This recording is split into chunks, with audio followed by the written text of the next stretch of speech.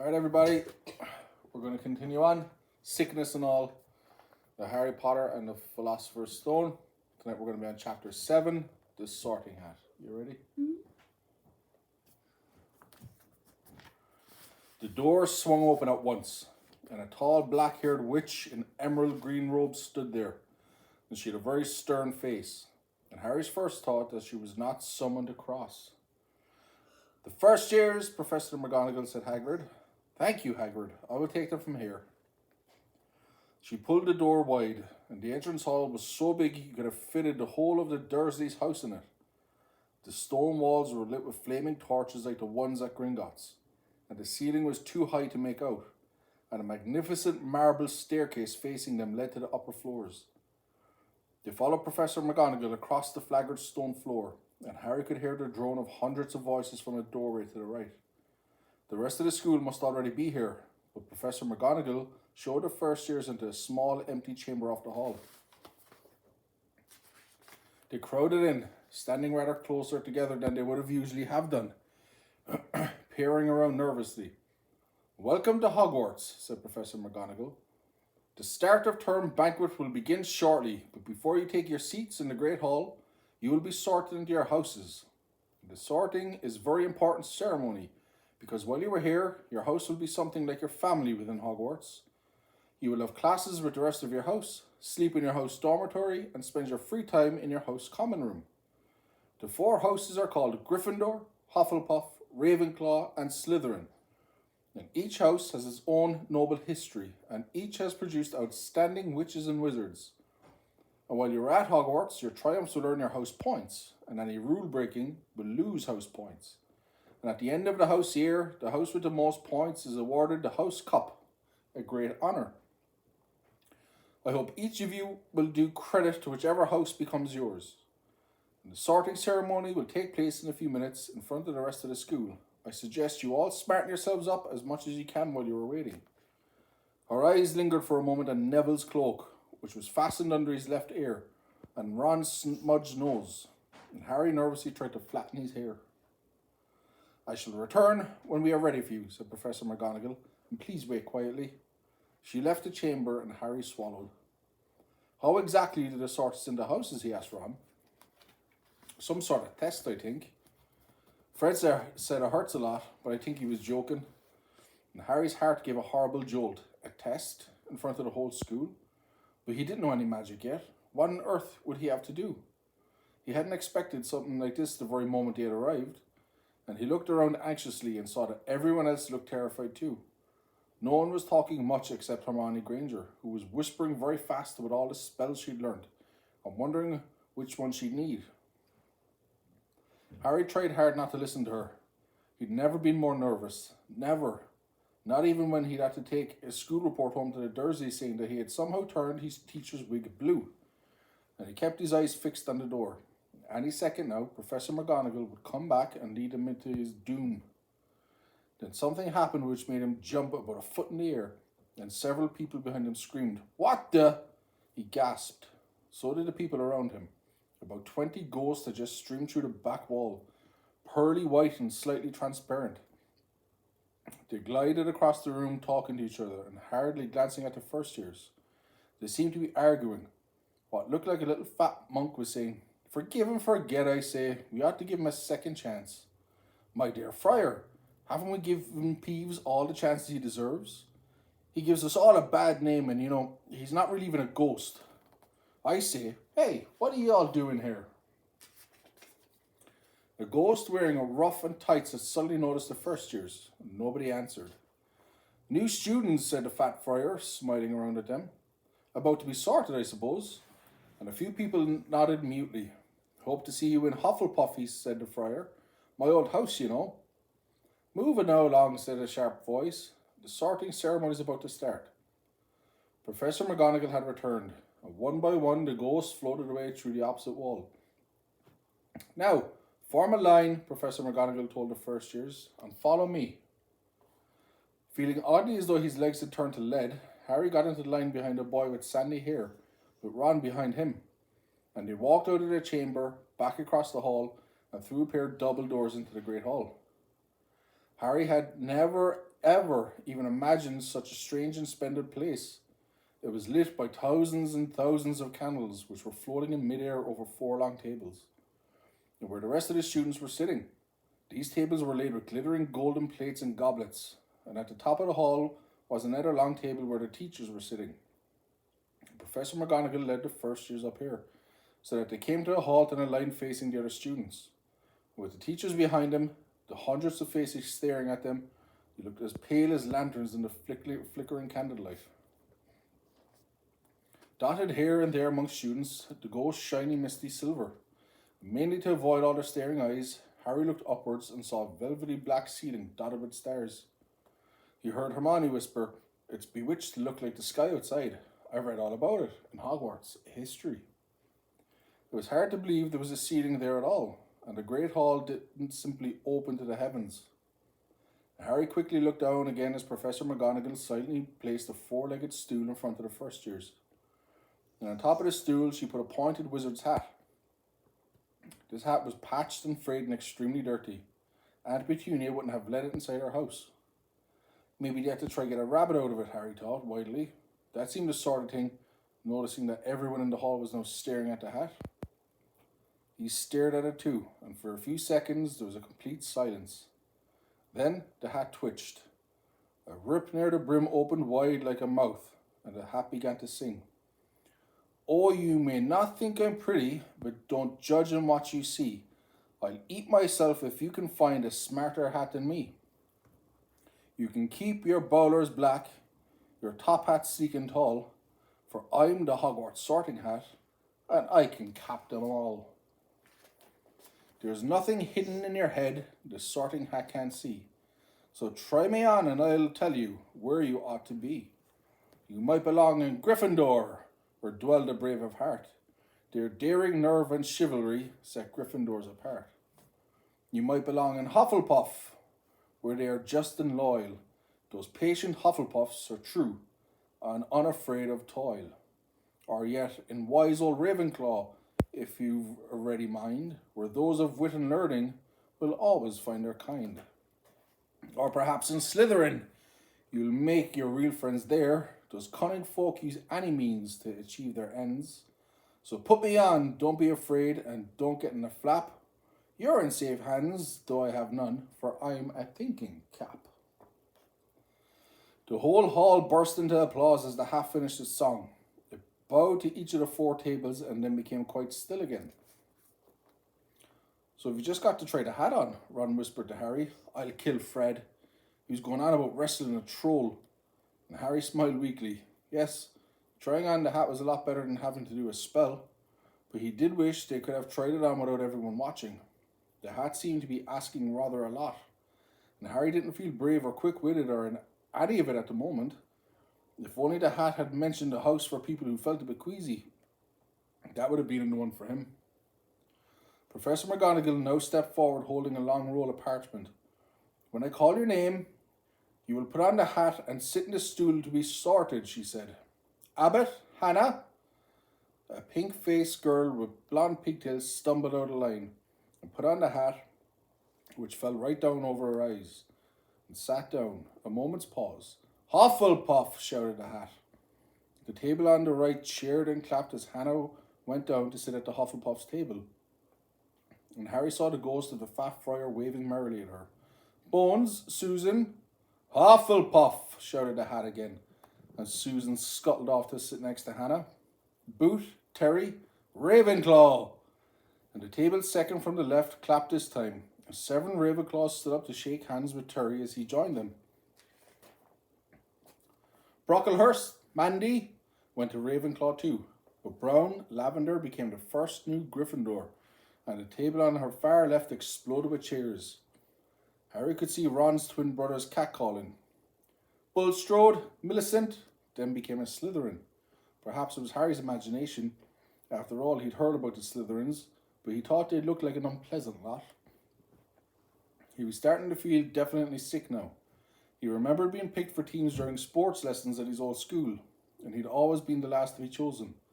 Not because he was no good, but because nobody wanted Dudley to think they liked him.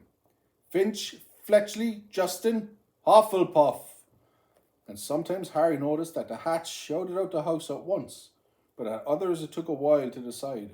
Finnegan, Seamus, the sandy-haired boy next to Harry in line, sat in the stool for almost a whole minute before the hat declared him a Gryffindor. Hermione Granger. Hermione almost ran to the stool and jammed the hat in her head eagerly. Gryffindor, shouted the hat, and Ron groaned. A horrible thought struck Harry, as horrible thoughts always do when you're very nervous. What if he wasn't chosen at all? What if he just sat there with the hat over his eyes for ages, until Professor McGonagall jerked it off his head and said there had obviously been a mistake and he'd better get back on the train.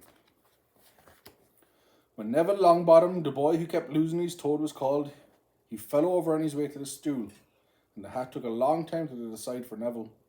When it finally shouted, Gryffindor, Neville ran off the stool still wearing it, and had to jog back amid gales of laughter to give it back to McDougal Morag.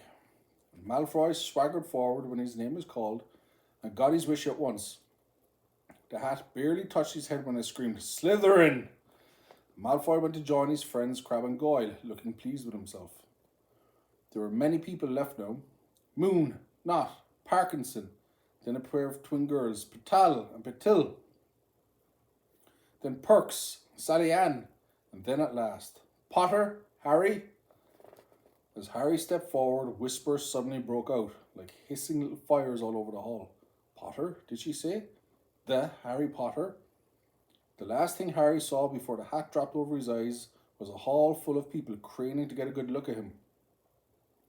Next second, he was looking at the black inside of the hat, and he waited. Said a small voice in his ear. Difficult. Very difficult. Plenty of courage, I see. Not a bad mind either. There's talent. Oh my goodness, yes. And a nice thirst to prove yourself. No, that's interesting. So where shall I put you? Harry gripped the edges of the stool and thought, not Slytherin, not Slytherin.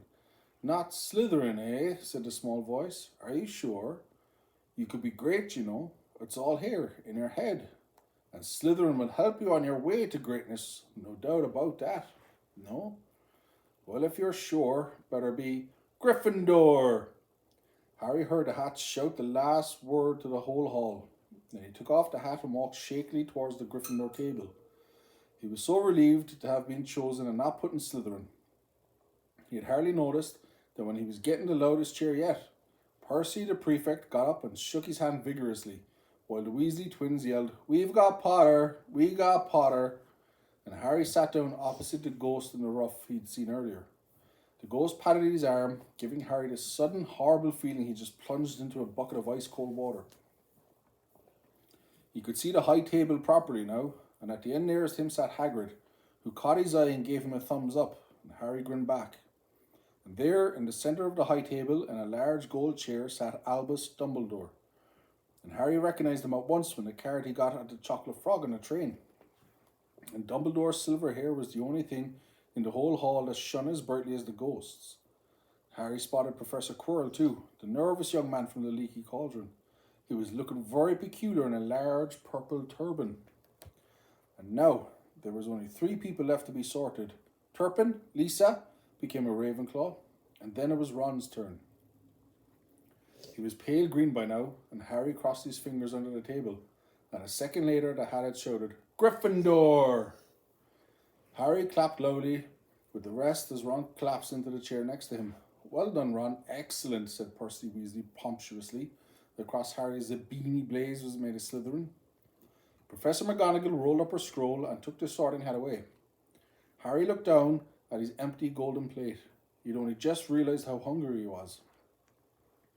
The pumpkin pasty seemed ages ago, and Albus Dumbledore got to his feet. He was beaming at the students, his arms wide open, as if nothing could have pleased him more than to see them all there. Welcome, he said. Welcome to a new year at Hogwarts.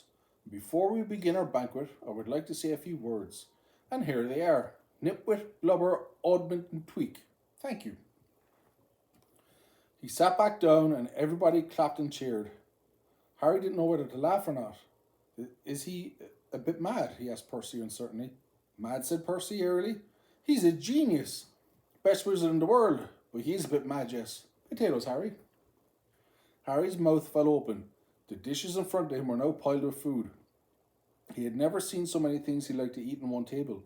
Roast beef, roast chicken, pork chops and lamb chops, sausages, bacon and steak, boiled potatoes, roast potatoes, chips, Yorkshire pudding, peas, carrots, gravy and ketchup, and for some strange reason, mint humbug. The Dursleys had never exactly starved Harry, but he'd never been allowed to eat as much as he liked. Dudley had always taken anything that Harry really wanted, even if it made him sick. Harry piled his plate with a bit of everything, except the humbugs, and began to eat, and it was all delicious. That does look good, said the ghost in a ruff sadly, as he watched Harry cut up his steak. Can't you? I haven't eaten for nearly 500 years, said the ghost. I don't need to, of course, but one does miss it. I don't think I've introduced myself. Sir Nicholas de Minzy Portenton, at your service, resident ghost of Gryffindor Tower. I know who you are, said Ron suddenly. My brothers told me about you. You're nearly headless Nick. I would prefer if you call me Sir Nicholas de Minzy. The ghost began stiffly, but sandy-haired Seamus Finnegan interrupted. Nearly headless? How can you be nearly headless? Sir Nicholas looked extremely miffed, as if their little chat wasn't going all the way he wanted. Like this, he said irritably, and he seized his left ear and pulled, and his whole head swung off his neck and fell onto his shoulder as if it was on a hinge. Somebody had obviously tried to behead him, but done a very bad job. Looking pleased at the stunned looks in their faces, nearly headless Nick flipped his head back on his neck, coughed and said, So, new Gryffindors, I hope you're going to help us win the house championship this year. Gryffindor have never gone so long without winning. Slytherin have got the cup 6 years in a row now. The bloody Baron's becoming almost unbearable. He's the Slytherin ghost. Harry looked over at the Slytherin table and saw a horrible ghost sitting there, with blank eyes staring, a gaunt face, and robes stained with silver blood. And he was right next to Malfoy, who, Harry was pleased to see, didn't look so pleased with the seating arrangements. How did he get covered in blood? Asked Seamus with great interest. I've never asked, said nearly headless Nick delicately. When everyone had eaten as much as they could, the remains of the food faded from the plates, leaving them sparkling clean as before. And a moment later, the puddings appeared. Blocks of ice cream in every flavour you could think of. Apple pies, treacle tarts, toffee eclairs, jam donuts, trifle, strawberries, jam and rice pudding. As Harry helped himself to a treacle tart, the talk turned to their families. I'm half and half, said Seamus. Me dad's a muggle. Ma didn't tell him she was a witch at all till after we were married. Bit of a nasty shock for him. And the others laughed. What about you, Neville, said Ron. Well, my gran brought me up and she's a witch, said Neville. But the family thought I was a muggle for ages. My great-uncle Argyle kept on trying to catch me off my guard and force some magic out of me. He pushed me off the end of Blackpool Pier once and nearly drowned, but nothing happened until I was 8. Great-uncle Algie came around for tea and he was hanging me out of an upstairs window by the ankles when my great-auntie Enid offered him a meringue and he accidentally let go. But I bounced all the way down the garden into the road. They were all really pleased. And Gran was crying, she was so happy. And you should have seen their faces when I got in here. They thought I might not be magic enough to come, you see. Great-uncle Algie was so pleased he bought me a toad. On Harry's other side, Percy, Weasley and Hermione were talking about lessons. I too hope they start straight away. There's so much to learn. I'm particularly interested in transfiguration, you know. Turning something into something else. Of course it's supposed to be very difficult. You'll just be starting small, like matches into needles and that sort of thing. Harry was starting to feel warm and sleepy. Looked up at the high table again. Hagrid was drinking deeply from his goblet. Professor McGonagall was talking to Professor Dumbledore. Professor Quirrell, in his absurd turban, was talking to a teacher with greasy black hair, a hooked nose and sallow skin. It happened very suddenly. The hook-nosed teacher looked past Quirrell's turban straight into Harry's eyes. And a pain, hot pain, shot across the scar on Harry's forehead. Ouch! Harry clapped his hand to his head. What is it? Asked Percy. Oh, nothing. The pain had gone as suddenly as it had come. Harder to shake off was the feeling Harry had gotten from the teacher's look. A feeling that he didn't like Harry at all. Who's that teacher talking to Professor Quirrell? He asked Percy. Oh, you know Quirrell already, do you? No wonder he's looking so nervous. That's Professor Snape. He teaches potions, but he doesn't want to. Everybody knows he's after Quirrell's job. Knows an awful lot about the dark arts, Snape. Harry watched Snape for a little while, but Snape didn't look at him again. At last, the pudding stew disappeared, and Professor Dumbledore got to his feet again, and the hall fell silent. Ahem. Just a few more words now that we are all well fed and watered. I have a few start of term notices to give you. First years should note that the forest in the grounds is forbidden to all pupils. And a few of our older students would do well to remember that as well. Dumbledore's twinkling eyes flashed in the direction of the Weasley twins. I have also been asked by Mr. Filch, the caretaker, to remind you that no magic should be used between classes in the corridors. The Quidditch trials will be held in the second week of term. Anyone interested in playing for the house teams should contact Madam Hooch. And finally, I must tell you that this year the third floor corridor on the right side is out of bounds to everyone who does not wish to die a very painful death. Harry laughed, but he was one of the few who did. He's not serious, he muttered to Percy. Must be, said Percy, frowning at Dumbledore. It's odd, because he usually gives us a reason why we're not allowed to go somewhere. The forest full of dangerous beasts. Everyone knows that. I do think he might have told us prefects at least. And now, before we go to bed, let us sing the school song, cried Dumbledore. Harry noticed that the other teachers' smiles had become rather fixed. Dumbledore gave his wand a little flick as if he was trying to get a fly off the end, and a long golden ribbon flew out of it, which rose high above the tables and twisted itself snake-like into words. Everyone picked their favourite tune, said Dumbledore, and off we go. And the school bellowed, Hogwarts, Hogwarts, Hoggy, Hoggy, Hogwarts, teach us something, please. Whether we be old and bald or young with scabby knees, our heads could do with filling with some interesting stuff, for now they're bare and full of air, dead flies and bits of fluff. So teach us things worth knowing, bring back what we forgot, just do your best, we'll do the rest, and learn until our brains all rot.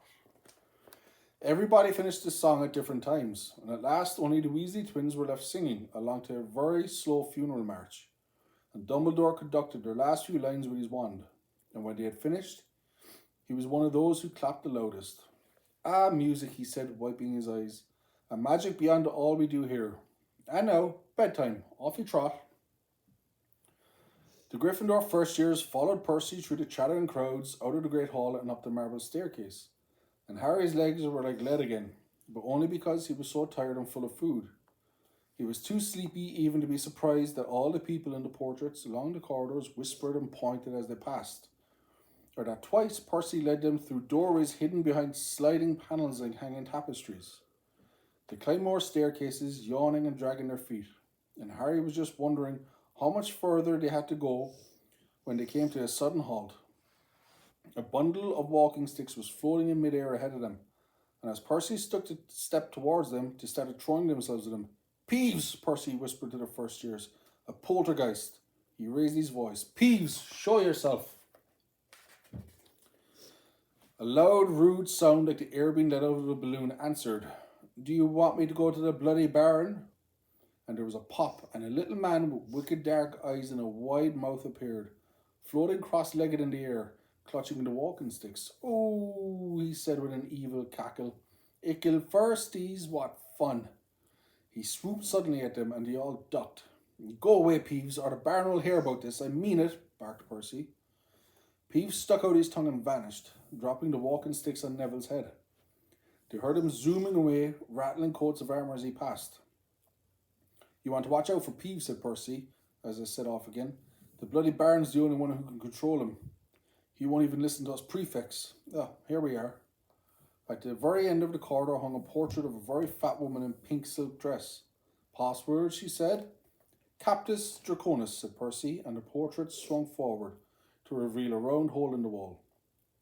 They all scrambled through it, Neville needing a leg up, and they found themselves in a Gryffindor common room, a cosy room full of squashy armchairs. Percy directed the girls through one door in the dormitory and the boys through another. and at the top of a spiral staircase, they were obviously in one of the towers, and they found their beds at last. 5 four-posters hung with deep red velvet curtains. Their trunks had already been brought up, and too tired to talk much, they pulled on their pajamas and fell into bed. Great food, isn't it? Ron muttered to Harry, though through the hangings. Get off, Scabbers, he's chewing my sheets. Harry was going to ask Ron if he had any of the treacle tarts, but he fell asleep almost at once. Perhaps Harry had eaten a bit too much because he had a very strange dream. He was wearing Professor Quirrell's turban, which kept talking to him, telling him he must transfer to Slytherin at once, because it was his destiny. And Harry told the turban he didn't want to be in Slytherin. And it got heavier and heavier, and he tried to pull it off, but it tightened painfully. And there was Malfoy, laughing at him as he struggled with it. Then Malfoy turned into the hook-nosed teacher, Snape, whose laugh became high and cold. Then there was a burst of green light, and Harry awoke, sweating and shaking. He rolled over and fell asleep again. But when he woke the next day, he didn't remember the dream at all. There we have it, folks. That was chapter 7 of Harry Potter and the Philosopher's Stone. Join us next time, and we will read along to chapter 8, The Potions Master.